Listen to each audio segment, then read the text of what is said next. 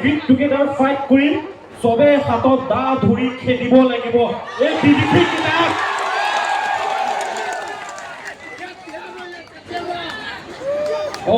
কাৰ্বি আংলঙত কাৰ্বি দাদাগিৰি চলিব হয় নে নহয় কোনো বিহাৰী দাদাগিৰি নচলিব যদি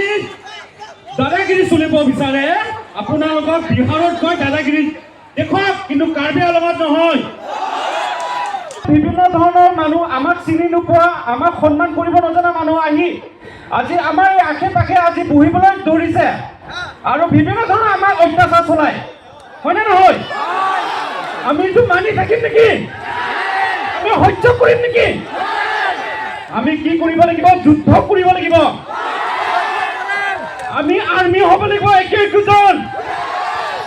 আমি আগতীয়াকৈ কথাটো কৈ আহিছো যে যিটো আন্দোলন কাৰ্বি আংলঙত হৈছে সেইটো কোনো এটা সংগঠনে নেতৃত্ব দিয়া বা ব্যক্তিৰ নেতৃত্ব দিয়া সেইটো নহয় গোটেই সমাজে নেতৃত্ব দিছে গতিকে চৰকাৰৰ লগত যিটো আলোচনা হৈছে যি প্ৰতিশ্ৰুতি যি সিদ্ধান্ত লৈছে এই গোটেই সিদ্ধান্ত লৈ পেলাই ৰাইজৰ লগত আমি আলোচনা কৰাৰ বাবে মই আগতীয়াকৈ জনাই আহিছো এই গোটেই বিষয়টো আমি আলোচনা কৰিছো আৰু কিছুমান সিদ্ধান্ত লৈছো যিটো আমি সন্তুষ্ট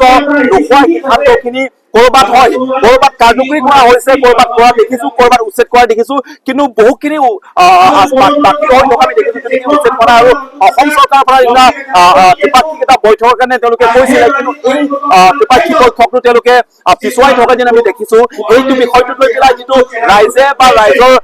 মজিয়াত এটা আলোচনা এই আলোচনাটো আমি সন্তুষ্ট নোহোৱাটো আমি ৰাইজৰ মতামতখিনি পাইছো যিহেতু সন্তুষ্ট পোৱা নাই আমি এই গোটেই ভূমিক লৈ পেলাই আমাৰ সুৰক্ষা অস্তিত্ব বা এই গোটেই কাৰ্বি আংলঙৰ সমস্যাটো লৈ পেলাই পুনৰ কাৰ্বি আংলঙৰ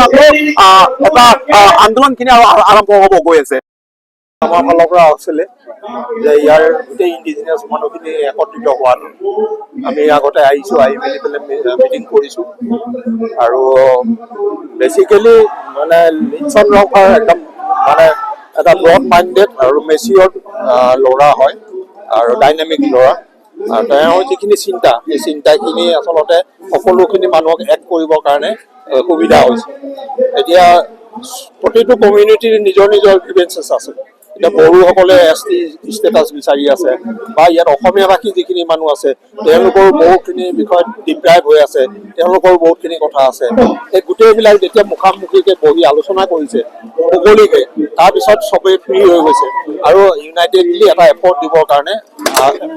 আজি মানে ইয়াত লগ হৈছে